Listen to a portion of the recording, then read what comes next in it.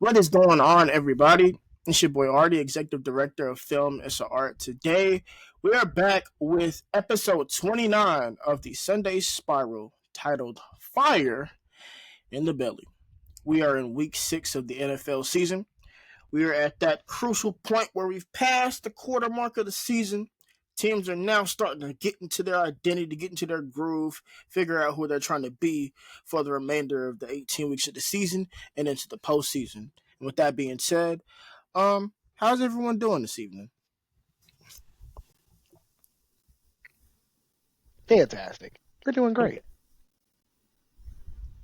Doing good, doing good. Your boy continues to age, and with age comes wisdom.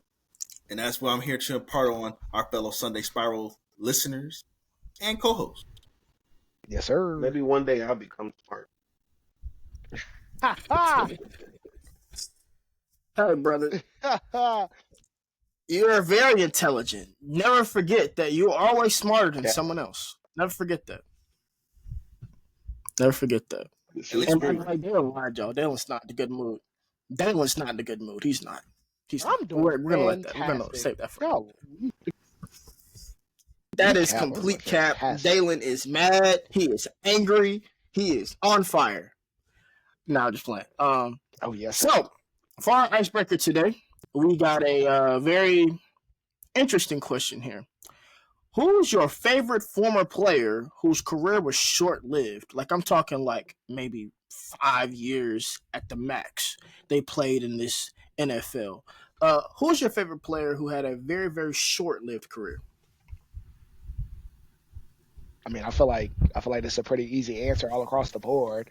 I mean, honestly, I know he played more years. I don't want to steal the answer because I feel like the answer is really obvious. But for me, it wasn't like necessarily shortened, but it definitely got interrupted by cancer, and that's Eric Berry. I loved Eric Berry. Eric Berry was a dog. Y'all, hey, Eric Berry was a dog. Like, him and Ed Reed were two of my favorite defensive players, like, of all time. Like, but Eric Berry was that guy, bro. He really was. Yeah, it's gonna sound kind of sacrilege for me to say what I'm gonna say here, but for me, it's RG3. RG3 was like, he's somebody like I was happy for him to be number 2 in the draft. Like, he could have gone 1 and I wouldn't have been upset about it. And I think Washington, had they been picking one, would have taken him anyway. He was incredibly talented, and it's crazy how time is a flat circle, because that's exactly what Jaden Daniels looks like now. Heisman winner, had a lot of starts, came into the league and just knew how to ball right away in a system that's working for him in that college type of system. And if RG3 wasn't already being sabotaged by his own head coach before he got on campus, I think he would have had a much longer and better career than he ended up having. But he ended up in Washington under Dan Snyder with a coach who hated him. That's what happens. Man, I got 2 for the Ravens. I got my non-Ravens answer. Ravens answer. It was Tavon Young. I forgot about it. Tavon Young had me excited. I'm like, oh yes, sir. We got ourselves a lockdown nickel corner. You know, injuries, man. Injuries just really just do that. Tavon was healthy, bro. Tavon people jail in that. Man. And then just regular, I'm gonna be pretty simple. I'm gonna go Andrew Luck. I think it was just because we were all just thinking like, all right, he survived the rough patch of, dealing with that terrible O-line, getting hit consistently and all the time. But his had up, and his body had enough. And once your body has enough, you gotta listen to it. So I know it's really tough for him, and we all thought that he had so much more time left. It was so cold. But protection for your quarterback is muy important. Andrew Luck, Tavon Young, those are my 2 picks. They didn't just break Luck physically; they broke him mentally, and exactly. It's really, really hard for a guy of that status. Like, I always thought he'd just come back in a couple of years. Like, they built the championship team. The team was built. They were finally ready, and he was like, "Yeah, I'm so done with y'all that I don't even care." Like They literally had a top 10 offensive line, and he the next still 5 was years. just like, "I'm not coming back." That's how bad. Yeah, it was. It was, and shoot, I had to look up his age real quick. He's 35, so he probably would just now be declining, like Yeah. just now. Yeah, for sure. Hey, My answer is gonna be a little controversial, but yeah, my answer is and it's for what he did on the field, not off the field. My answer is Aaron Hernandez.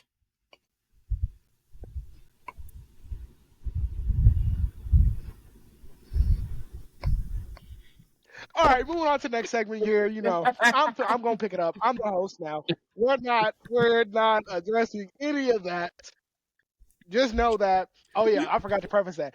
Any answer that Artist Council puts out is not a representation of me, Cam, nor Moody. That is his own answers. He came up with this on his own mind, on his own accord, his own drum.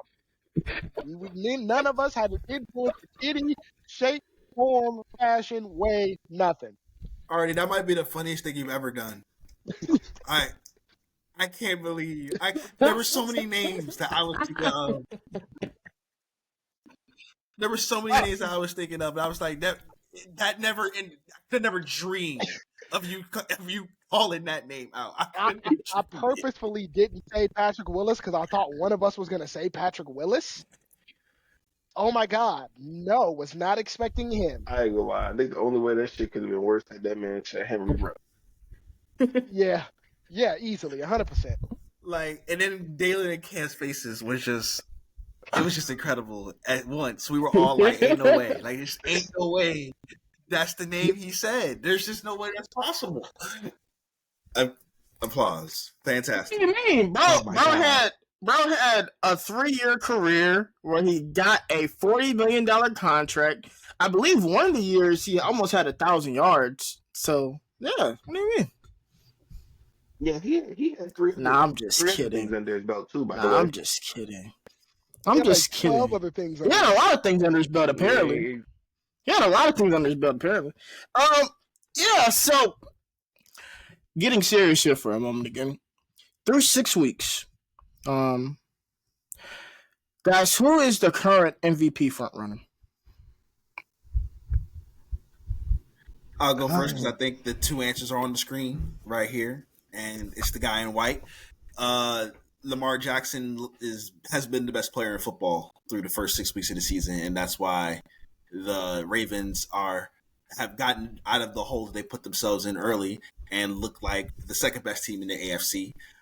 Crazy thing is, the second or third best player might be Derrick Henry, but as good as Lamar Jackson has been, and then what he did against the Bengals in the fourth quarter, just making play after spectacular play and keeping the Bengals from digging out of the hole they put themselves in. He did that with a Superman cape on, and that's the MVP. 8 ball we trust. Hey, honestly, that's kind of hard to argue against. Honestly, I'm gonna say neither of them are on the screen. Let's shout out defense players a little bit. Honestly, I'm gonna hold you. Let's shout out TJ Watt just for a little bit. Let's shout out TJ Watt. I know. That's a good answer. You know, I know he Cam don't like him. He's a menace, but at the same time, that's the reason why he's been the MVP. I mean, that Steelers defense has looked fantastic, and every time they've needed TJ Watt to make a play, I mean, by golly, he's here to make a play. He's fighting through double teams. He's getting chipped, still fighting through, getting pressures. Just that high motor is it's ridiculous. I truthfully don't think outside of like Lamar, there's not really an inspiring offensive player. Like Jane Daniels has been good. He's been fantastic, but they haven't played any like quality type of teams necessarily. And I do think that, somebody eventually is going to figure out that defense. Will it be Baltimore? I don't know because they did just give up 38 to Joe Burrow and company. But hey, we'll see. But my vote, I'm gonna go with TJ Watt. Yeah, I'm gonna stick with the Uh, consensus well, here. I'm gonna go with Lamar Jackson as well. I believe that Lamar is having one of the best statistical years of his career. I think that he has just really been just enjoying the luxury now of having a running back in the backfield that now can take it 80 yards, hit his head on the goalpost. He doesn't really have to do it all himself with his You said arm and on the ground. you So said 80 yards. That boy can take it I anywhere. mean, It don't shit, didn't matter. he? Didn't he almost go 100? Didn't he go 99 or something in Tennessee? Like, yeah, like dude is I think at still 97. his age and his He had dude the at last his 99 age and yard run his in 99. yeah, Yep, it dude, at was his age 99. and at his size, he can still move. So, uh, definitely, I would agree with you guys on Lamar Jackson being the front runner for MVP right now. we trust. Moving on to our second question and a little more serious question because we have a dead man on the screen. Is the Yes, cut of sir. Yes, sir. He's trash. By the way, he's the trash. It's as simple as that. He's trash.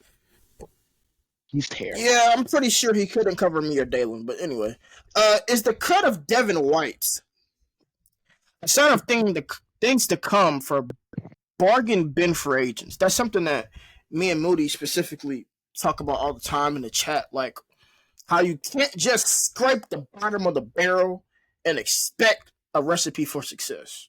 So, is the cut of Devin White a sign of times to come for signing bargain free agents and expecting results from it? I'm gonna go ahead and take this one away. Um, so I want to say for about the last 5 to 6 seasons, we've been doing it. We have signed a quote unquote aging edge rusher. First started off with it kind of first started off with Pernell McPhee, and then Ew. after Pernell McPhee, it was Justin Houston. Then after Justin Houston, I remember we signed Ngakwe, but that didn't work out the first time. But after that, we had Clowney last year. Not only did we have Clowney, we've now had Kyle Van Noy for 2 years. Those are both bargain bin. I mean, those are all bargain bin free agents because they didn't have a commanding market. We got production out of all of those guys to varying levels. I mean, Jadavion had, I believe, 10 sacks last year, and Kyle Van Noy, I believe, still, if he doesn't lead the league currently in sacks right now, he is still in the top three. So you can absolutely find value. Yeah. I My bad. mean, But you can absolutely find value in these free agents. You gotta know what you're getting. Sometimes it's a risk reward and it's a system thing. Devin White, as the guys already alluded to, Devin White couldn't cover. If Devin White was a mosquito, he couldn't stay on a 600-pound person's life. I mean, on body for the love of his life. Like he's terrible in coverage. It's been that way for a while, and obviously the Eagles paid him cheap just to see if they can get something out of him, and it didn't work. It happens like that all the time. But you can still find bargain bin free agents. You just got to know how it works for your system. I mean, to piggyback off that, honestly, I mean, I fully agree. I mean, if we go back to what the Eagles did last year, they traded for Byard. Essentially, it wasn't necessarily a bargain for agent, but I think they only gave away like a fifth or sixth, some day 3 pick. They traded for Byard, and then again, they ended up signing Shaq Leonard. Neither of those signings worked out for them at all. I think Shaq Leonard literally ended up getting cut like I think it was 4 weeks later, something like that. I don't know. He had been food. He was food. Clearly, he couldn't move no more. He couldn't cover. He was just completely uncomfortable. And then as for Byard, Byard wasn't a bad move for them. It was just what they were asking Byard to do. They asked Byard to basically be their nickel corner, and that's not what Kevin Byard does. Kevin Byard led the league in interceptions being a middle of the field safety, not being a nickel corner. It's not what Kevin Byard does. So, and it's the fact that now he's going to Chicago and he looks a lot better. It's kind of, I mean, that's kind of, if I had to, allude to the point, okay, Cowboys, they kind of the same thing. Traded for Gilmore. Gilmore costed you, I think, like a 6. Nothing crazy. Gilly only cost you a 6. Was Gilly good? Yes, but obviously Gilly clearly wasn't the same. But in a Dan Quinn system, they're asking to play a bunch of man, and it's just like Gilly can do that, but he can't do that on an every down basis. You have to give him a little bit of zone, let him play off, let him play games. Because as you see in Minnesota, he's flourishing. He looks spry. He looks like his younger self, and that's because in Minnesota they're disguising the coverages. They're helping him out. They're not asking him to just outright turn around and go run with the youngest receiver core, the youngest receiving core in football. So it really just all comes down to schematics, and whatever you're asking for them to do is really, that's really it.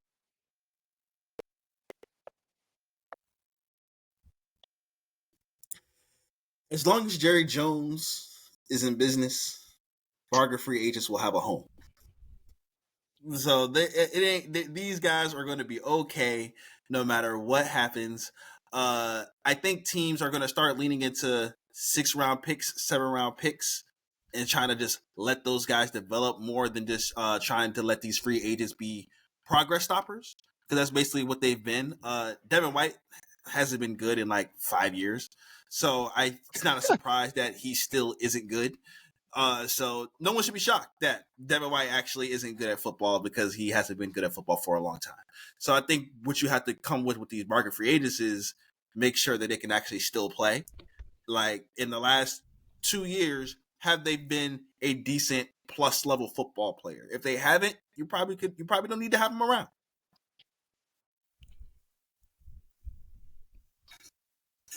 Yep. Could not agree more.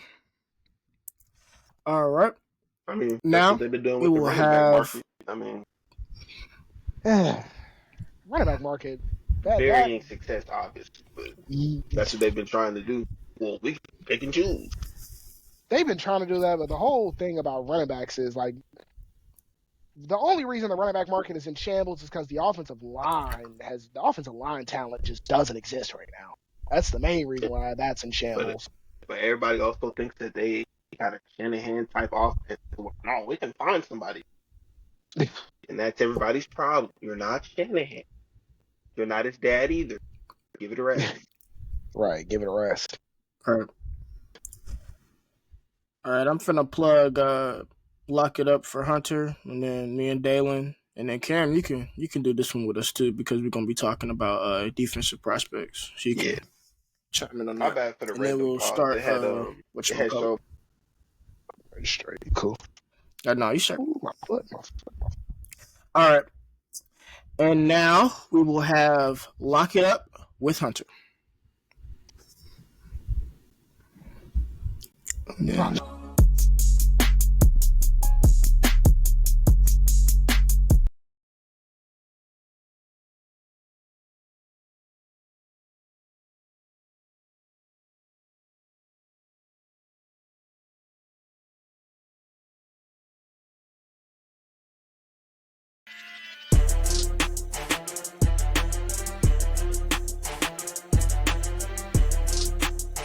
And now it is time for Rookie Ranks. I've got my usual suspect, partner in crime, Dalen, and then we have Cam here today because we're going to be talking about some 2025 NFL draft prospects later on. But first question for Rookie Ranks, you guys, is dude in Chicago, Caleb Williams, is he starting to figure it out? Because he's got 2 300-yard passing games under his belt now. And I felt like that last game against Carolina, he was finally starting to marry the USC tape with the NFL tape. But I'll let you guys answer. Do you feel like Caleb Williams is starting to figure it out as far as NFL football?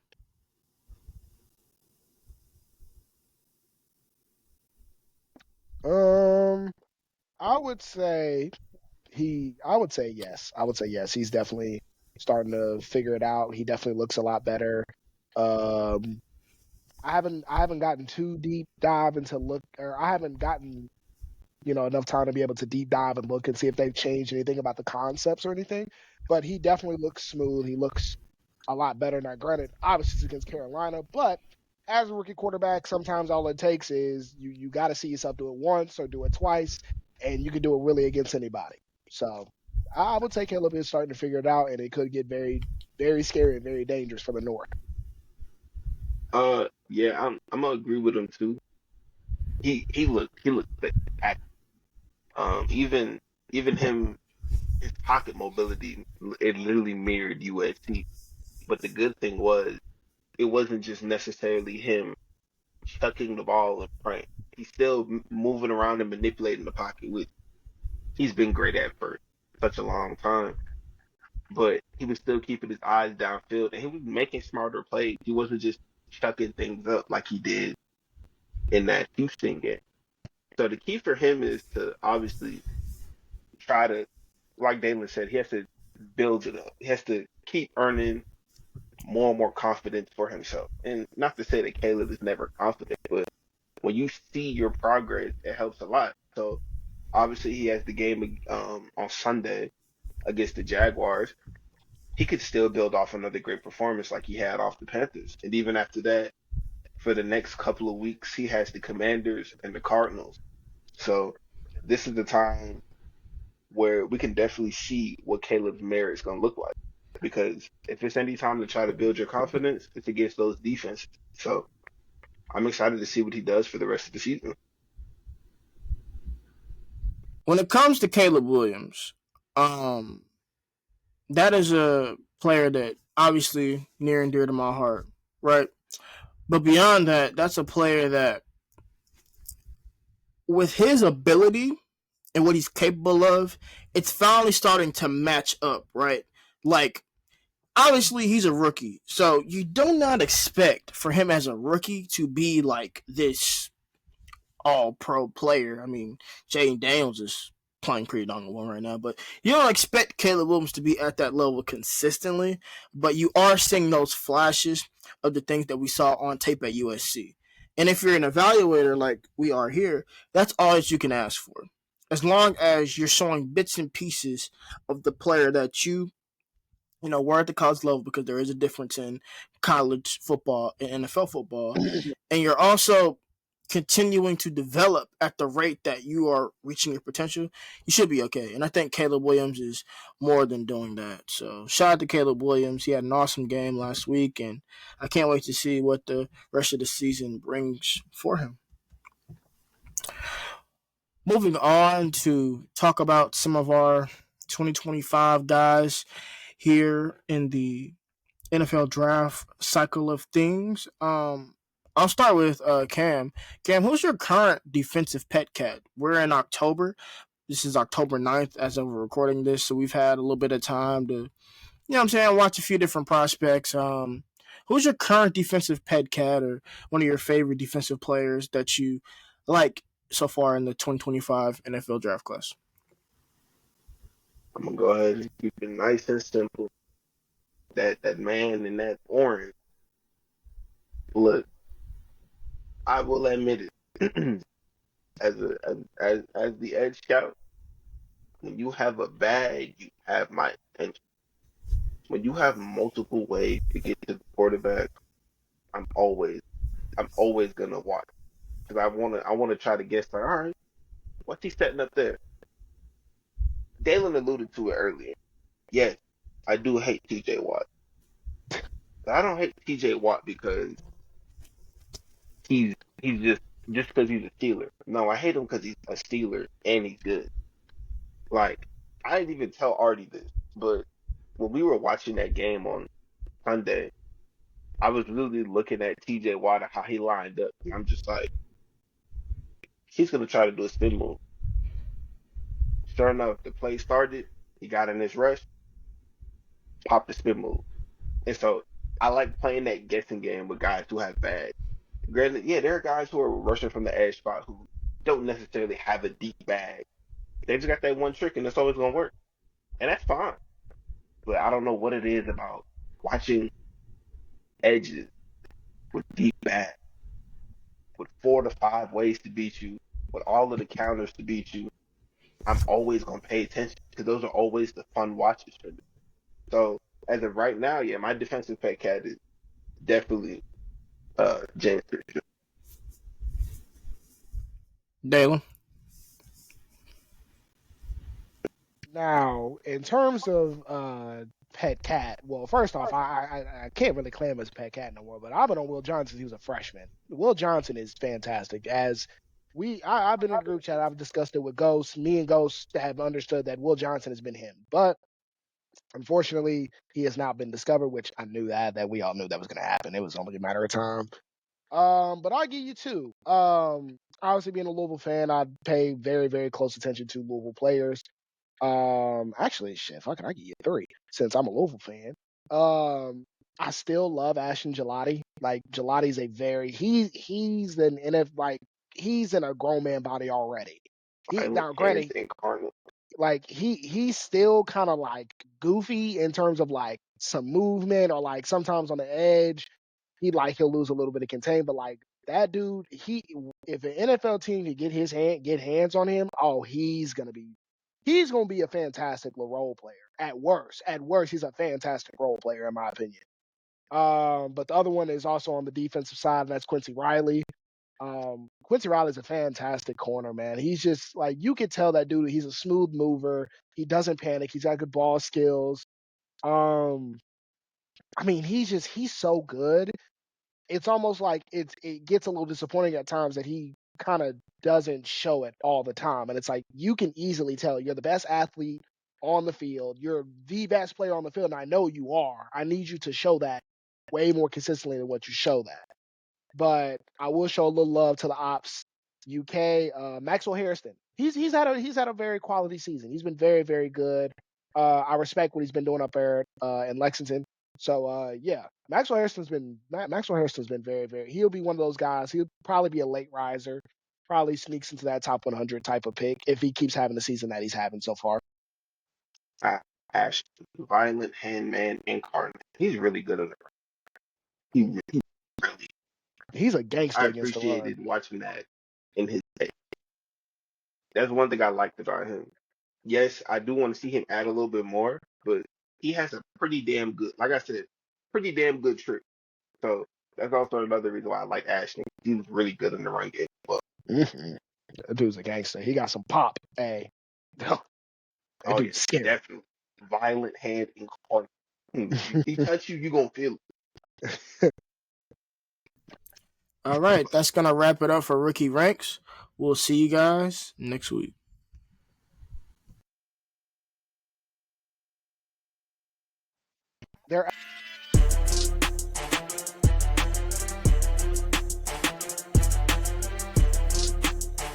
Moving on to the Battle of Maryland. Man, oh man.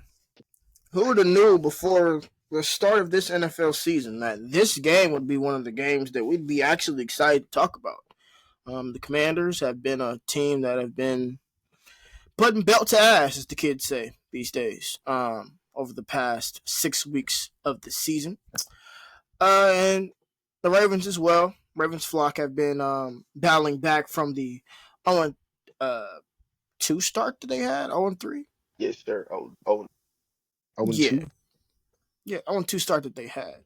So, gentlemen, who wins the Battle of Maryland? The Commanders or the Ravens? Really, this is a battle for Old Bay. Yes, sir. Moody knew I was going to say that. Is Old Bay. Y'all don't understand the Old Bay craze that's out here, brother. Like, I've seen Old Bay goldfish. I've seen Old Bay mixed drinks. I've seen Old Bay everything. Like, y'all don't know. It's real up here. They do not mess around with Old Bay. That is the funniest thing I've probably heard in my life. I'm gonna keep it about. That's funny. As for this game, I mean, it's hard to pick against 8. I'm gonna give it a buck. It's very, very hard to pick against 8.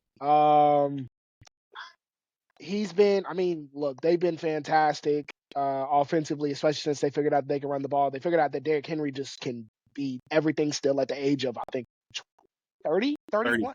I don't. he's still 27. Damn it, he's still 27. But I historically, being a person that has watched a Dan Quinn defense, I know Dan Quinn defense struggle against the run, and that is specifically because they shoot upfield and they're very undisciplined in that aspect. Now, I know Cam's gonna have to worry about Daniel Falele being on an island now because Dan Quinn also loves twists. Oh, he loves twists. So they gotta, honestly, Baltimore is gonna win this game. They're gonna run this ball like 50 times and make Washington stop them. And when they do pass, it's gonna have to be, it could be some quick, some short, because again, Dan Quinn is doing a good job at cooking up many different looks and he's just doing a good job of cooking up many different looks. But if Baltimore wants to win this game, they're gonna have to run the ball like 50 times. Yeah. Piggybacking off of that.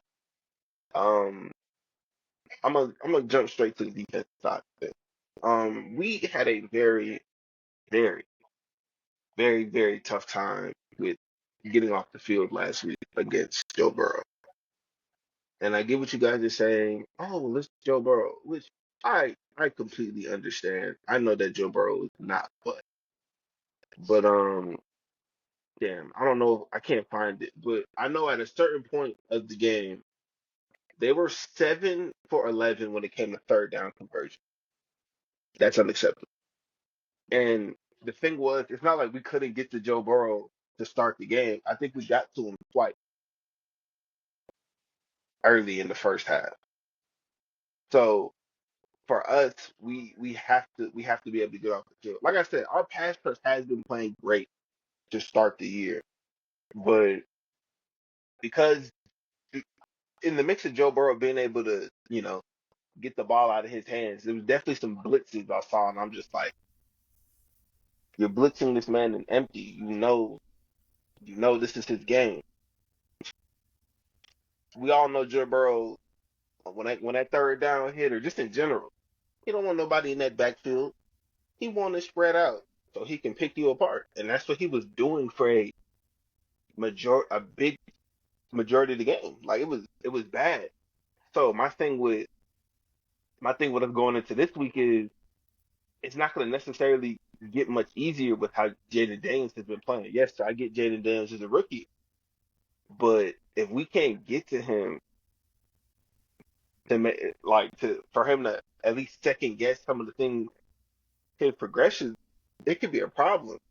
But then also it's the bad part of also got to keep contained because shit, Jaden Daniels is every much of an athlete as Lamar is. So it's gonna be very tough, but we have to be able to create pressure and get to Jaden Daniels early. Now, granted, Jaden still hasn't really been sliding over the middle like that when it comes to the passing. So we have to be able to take advantage of that. We have to have a better game secondarily. We can't have any more miscommunication. I'm looking at you, Marcus Williams. Y'all need to figure that out. I'm sick of seeing that. So if we don't, especially on them deep, oh my gosh, on them deep slot fades, absolutely not. We can't have that. Because Jaden has showed you on multiple throws. That's his favorite route. That's his favorite route. Man, what? He gonna drop it in the bucket every time. So if y'all don't shore up that back end when it comes to our secondary, yes, it's gonna be a very long game yet again, and it'll probably be another high scoring game. So if you don't want to get into that, you have to stop him. You can't let him do whatever he wants to this defense. But obviously, I'm still taking my guys to win. Got to make sure you stay true. Exactly. I'm taking the Commanders. I am taking Jaden Daniels. I think they are playing with such a level of confidence that I don't think it can be broken at this time by anybody. I think if they played the Chiefs, they'd win, especially just with the way that Jaden Daniels is rolling, the way they're playing on offense, and now suddenly they can stop people on defense. Like they're beating teams by 3 and 4 touchdowns, and the Ravens are playing a little more carelessly, a little more sloppily than I'd like to see them. I think they're ramping up more towards the end of the season than here at the beginning because they're a team that's worried about the playoffs. But the Commanders are all in right now. The Commanders they're too young to care about, being too young. They're playing with a ton of confidence. Jaden Daniels is getting to do whatever he wants really out there on the football field. Now, I will say, I do think Baltimore is more equipped than most teams to defend a Jaden Daniels because of the quarterback they see in practice every day, all through training camp, similar type of read option type of scheme that they can run. So I do think Baltimore will be a little more disciplined when it comes to those things. But even if you're sitting on Jaden Daniels, Brian Robinson Jr. is killing people. And if you have to bring the safety down, Terry McLaurin, Scary Terry, has never been scarier than what he looks like with Jaden Daniels right now, getting one open over the top. So I think it's going to be a boat race like the Cincinnati game was last week for the Ravens. I think both teams get into the 30s. But I think the Commanders find a way again. And I just think that their offense continues to click. And it's going to take – now, if Jaden Daniels makes that mistake or gets hurt, that could be what calls off the momentum. But I think they're just riding too hot right now. And I don't think Baltimore is playing as good of football as the Commanders are. That was so eloquently explained, Moody.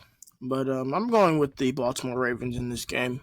For one, as Dalen alluded to, I know that Dan Quinn defense, and I know the types of quarterbacks that defense struggles against.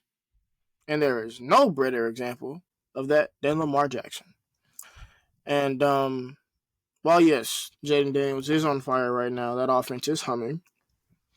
That is a Cliff Kingsbury offense. And it's really, really important to point out that in about 2 weeks or so, that offense is going to be pretty much figured out and exposed, or it might already be this week. I don't know. But I do believe that Jaden Daniels and the Commanders offense will have success this week offensively. But I also believe the Ravens offense will have equally as much success because let's play a game.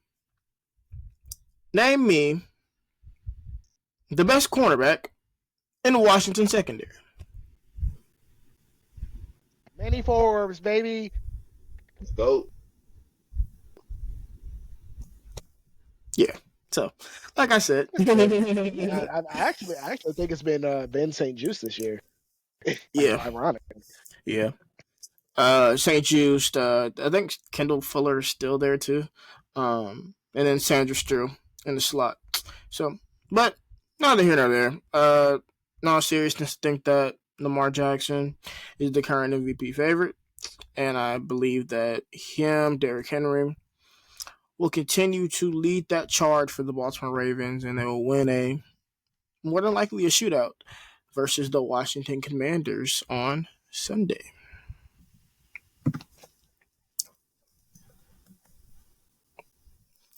To our final game of the week. If it wasn't for YouTube copyright restrictions, I would most definitely be playing Pooh Shiesty Back in Blood right now because the Detroit Lions want that. The Detroit Lions have been talking about playing the Dallas Cowboys again for almost a whole year, even though they lost the NFC Championship game to the San Francisco 49ers. All they've been talking about is getting back to Dallas and kicking some ass. Amon-Ra St. Brown, and Jordan Lewis are debating on Twitter who has more respect in Detroit. Like, it's bad. These teams do not like it. Well, the team from Detroit doesn't like Dallas. I don't think Dallas gives a fuck about Detroit, but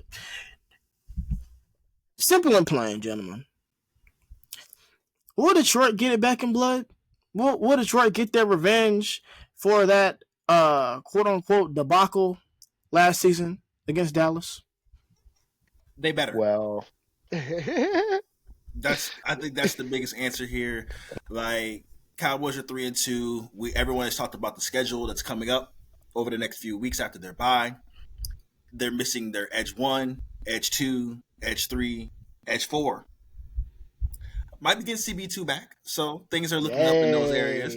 But Detroit's ability to run the football against a team that has struggled to stop running teams that are competent at running the football, they can at least stop teams who can't run.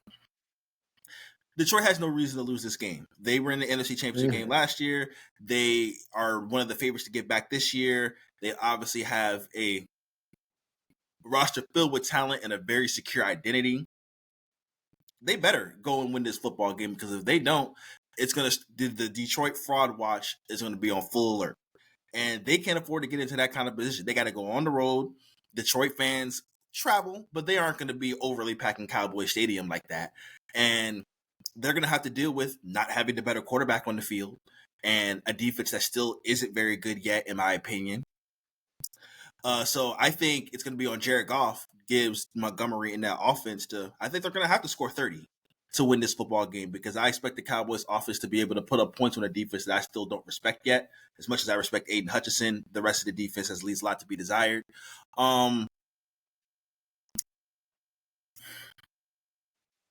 can't find it in my heart to pick the Detroit Lions. Like, I respect the Detroit Lions, but if you look at the history, the house of horrors for the Detroit Lions is the Dallas Cowboys. They don't win there. So I'm going to pick them not to win there again. And as someone who has picked against the Cowboys in 3 out of 5 games this year, I ain't picking the Cowboys with any sort of gusto. It's more lack of faith in Detroit. I know I already kind of touched on it a little bit, but to touch on a little bit of history for the again, remember the 2014 game, that whole debacle, and then you got that was more at Detroit, but then Calvin Johnson literally meted us by himself. I think it was 3 touchdowns. I think it was 330 yards. 330 yards. Yep, that's what it was. 330. They still needed a fake spike to win that game, which is insane, by the way. Yeah, it absolutely insane. But Detroit and Dallas, there's been plenty of battles, plenty of debacles. Honestly, going into it, I was saying that Detroit probably wins it, just because again, they're down edge 1, 2, 3, and 4. I'm dead. But look, the Cowboys are down edge 1, 2, 3, and 4. You can't really get any pass rush outside of that, literally, outside of blitzing. And this team is like impossible to blitz, because no team throws over the middle of the field more than the Detroit Lions. The Detroit Lions throw over the middle of the field way more than everybody else. So obviously you're leaving a hole there that Jared Goff is just going to expose. Now, I guess it's a good thing. It is a good thing that obviously you're getting quarterback 2 back, and Jordan Lewis has that experience against Amon-Ra St. Brown, and Jordan Lewis, after literally, what's funny enough is after getting into a dogfight with George Pickens, even though that was Trayvon Diggs' man, he didn't care. He wanted all the pickings. So I'm assuming Jordan Lewis is going to come and bring his A game, bring his fight. Honestly, I'm gonna say somehow Dak gets it done again. I'm gonna say that the Cowboys offense gets a lot more creative. I think Jared Goff makes one mistake, and that one mistake ends up costing him the game. And I'm gonna give the Cowboys offense. Oh man, I picked them to score 30 last week. They should have scored 30 last week, but Dak decided to be goofy in the red zone. Dak's at home now. Dak is at home now. Dak's at home now. Again, I don't trust that Detroit secondary neither. I don't trust Detroit's defense really outside of Aiden Hutchinson at all. Carlton Davis is food. And they play a bunch of man too. So Carlton Davis is food. CeeDee Lamb should have his way with Carlton Davis. Give me Cowboys probably 37-30. Yeah, I mean, Detroit does have a talented backfield. I don't know how true this is, but from what I saw on Twitter, I believe Detroit fans are calling them Sonic and Knuckles. Oh, that's so fire! That's so that's good. So that's fire! I can see the T-shirts now. That's so fire! It's nuts. So yeah, the Angels smash and dash. So obviously, Dallas wants to get a handle on that. I know that hasn't been their strong suit, but they did a pretty good job against Pittsburgh last week. I know Steelers fans have a weird love-hate relationship with Najee Harris. Majority hate, not gonna lie. but Jared Goff has to play a damn good. He has to.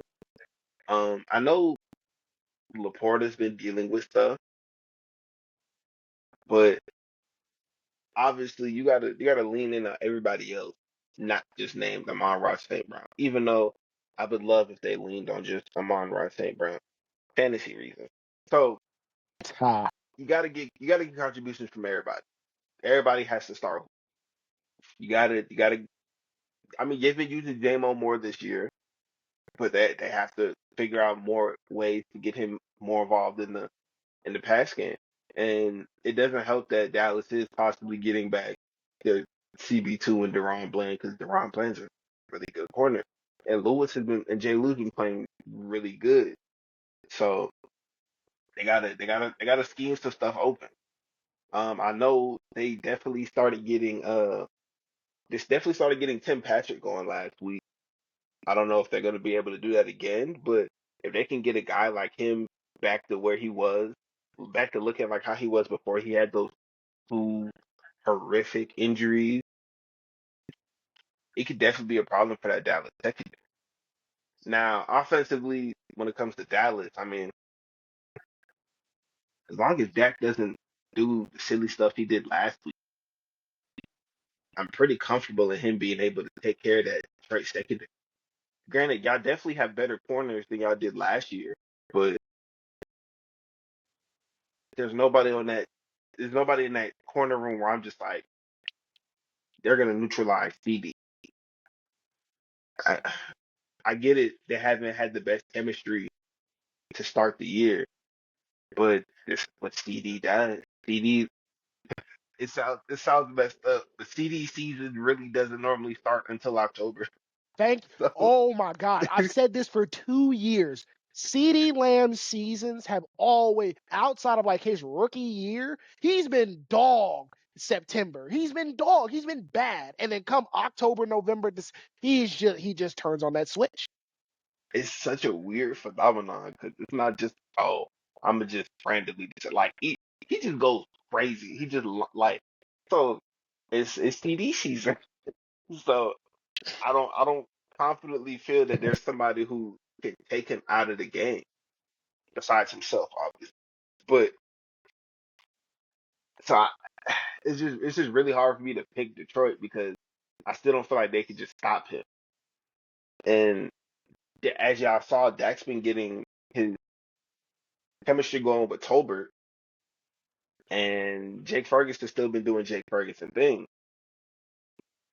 If y'all can neutralize Aiden Hutchinson, Dak's gonna have plenty of time. I mean, shit, T.J. Watt did T.J. Watt thing, and I love Aiden Hutchinson, but he's not T.J. Watt. And even still with T.J. Watt, they have other hats on that uh Steelers D line. They got Cam Hayward. Herbig was playing really good before he got hurt. So they got guys who get pushed. As of right now, it's still just Aiden Hutchinson. So if you can if you can bottle up Aiden Hutchinson because they don't have help coming from that other side, the odds are very much in y'all favor. So that's why for me, I'm still gonna go ahead and pick Dallas to take the win. Um, I'll say I'll go in the 30s, but not stupid crazy. I'm gonna do 31 to 24. We have a Discord channel. And our Discord channel, I've been saying all week that the Dallas Cowboys are going to beat the Detroit Lions. Here's why. One, as Dalen alluded to, their secondary is still mid. Terrion Arnold, as much as we at Filmers liked him as a draft prospect, and he probably will end up being a good corner for Detroit. Right now, he is a grab and flag machine. Every time he sees someone pushing upfield on his upfield shoulder, he is going to grab them and try to throw them to the ground. Carlton Davis, veteran corner in this league, acquired from Tampa Bay this offseason, similar thing, except he tries to grab at the top of the route. Where the game can be won for Dallas is obviously you have a bunch of weapons on Detroit's side of the ball, right? Jahmyr Gibbs, David Montgomery, as aforementioned. Jameson Williams quietly is finally starting to be the receiver that he was at Alabama in that one season in 2022. Amon-Ra St. Brown sucks, so I'm not going to give him any credit on this show. And then Jared Goff's playing the best ball of his career. So when it comes to that Detroit offense with the weapons that they have, they do present problems, specifically with, as I aforementioned, Dallas's defense being so down bad right now, injury-wise. But where the game can be won for Dallas is if you look at a team right now in the NFC built to play in a shootout, I'd argue it'd be the Cowboys, not because obviously their defense really can't consistently stop anyone, but Dak Prescott quietly is second in the league in passing yards right now. A lot of it has come from, I guess, garbage time, but this is, in my opinion, like we're seeing what a 2020 Dallas Cowboys season would have looked like if Dak would have never like snapped his ankle. Like he is just game in and game out, having to throw the ball 35 to 45 times, throw for over 300 yards, and a couple touchdowns for the Cowboys to win ball games. That's just what it is. And against that secondary, mind you, similar players in the secondary still, they just gave up 217 yards to 88 last year. That's a lot of yards for one player. So it's a situation where I just believe that Dallas, despite all of Detroit and the state of Michigan probably wanting them to win this game against Dallas so bad for a regular season game last year, I just think Dallas is in the position being at home, having the better quarterback, as I aforementioned as well, that they can just take a little more advantage of Detroit's defense than Detroit can with ours. Because also, a lot of the guys that are playing for Dallas right now defensively, there's not really a lot of game tape on them. It's not to say like, oh, these guys are certified superstars. But when you don't have game tape on players, you really don't know what to expect. Now, granted, we have been a quarter through the season, so a situation where you can, learn tendencies, learn keys and stuff like that. But, I mean, if Tyrese Wheat breaks open on Sunday, is Detroit going to be like shocked? Like, yeah, they don't know who Tyrese Wheat is, right? Like, so I just believe that it's a game. It's going to finish in the 30s. I believe that it's going to be a shootout, but I just think that the quarterback that we have and the quarterback that they have, I just believe the Dallas Cowboys will find a way to get it done. So give me the Dallas Cowboys 38 to 34. I think the key stat for this game is how many rushing attempts the Detroit Lions end with. If they're 35 plus, they probably won the game and won the game pretty handedly. But if they're in that 20, if they under 30, then they probably were in a much bigger fight than they expected to be in. And that means Jared Goff had to throw the ball. And if De'Aaron Bland and Trayvon Diggs are both on the field, he's going to be throwing the ball the other way at some point. That's just what happens when those two dudes are on the field. And since they never get to play together, they never have to fight each other for picks. Now they get to fight each other for interceptions, like 2022 when the Cowboys had a good defense. So I'm expecting Detroit to come out here and really try to just hammer home their identity the way that they have been. But if the Cowboys can find a way to just make them throw the ball sometimes, if Jared Goff has to throw the ball 25 plus times, even though it won't be any pass rush, the secondary has enough talent they can make a play. So that's really what's going to come down to. And I think Dallas will find a way because it's really just, not just, but like 8-9 in the box. And I'm going to make Jameson Williams, Sam Laporta, Amon-Ra St. Brown good players, but I'm going to make Jared Goff win with his arm. Two of those players. I think I think Detroit's game plan should definitely consist of making sure that they can figure out a way to run the ball, while also kind of one thing that the Cowboys have struggled at again has also been screens. Screens have definitely been the Cowboys' kryptonite for a while. Detroit is a good screen team. They can run any type of screen, tight end, running back, wide receiver, you name it. if the Cowboys want to win, they got to play super disciplined football because Ben Johnson will show you. He'll show you some shit now. Ben Johnson will show you some shit. But at the same time, we do know that Ben Johnson has a tendency of getting a little too cute, kind of outsmarting himself a little bit. So if you can make sure that you capitalize on those moments or capitalize on Jared Goff, kind of throwing a ball your way, especially since, hopefully you'll have your CB2 back. But, Diggs has been itching. Diggs has quietly been locking down corners, but super quietly because ain't nobody looked his way. So, hey, look, just know that if teams are actually forced to look Diggs' way, he's going to get one. He going to get one. X factor of this game for me, gentlemen, is Jahmyr Gibbs. If the Cowboys want any hope of winning this game, they cannot let Jahmyr Gibbs get into the open field. Because as of right now, I believe Overshown might be the only player that can match him stride for stride. Like, if Jahmyr Gibbs is in open field, it's going to be a nightmare for our defense. So we have to contain that young man. And that was a great point, Moody. If Detroit runs the ball 35 times, yeah, they probably do win this game convincingly. So offense for the Cowboys, they absolutely have to make Detroit have to score every time they get the ball. Make Detroit score every time they have to get the ball. If the Cowboys can put up, let's say, 20 points in the first half, that puts that pressure on Detroit to have to feel like they have to pass the ball, right? Because every possession will matter from that point because it'll be an old school shootout. So, my humble opinion, Jahmyr Gibbs, stopping him for Dallas is the key to the game, X factor of the game, and all that fun stuff. But that's going to wrap it for episode 29 of the Sunday Spiral titled Fire in the Belly. This was very fun. Again, I just want to make it very clear because I made a statement earlier about my favorite player, short career lived. I just want to say that I stand by it, Aaron Hernandez was a superstar tight end that got a bunch of money, and he just unfortunately made some mistakes off the field.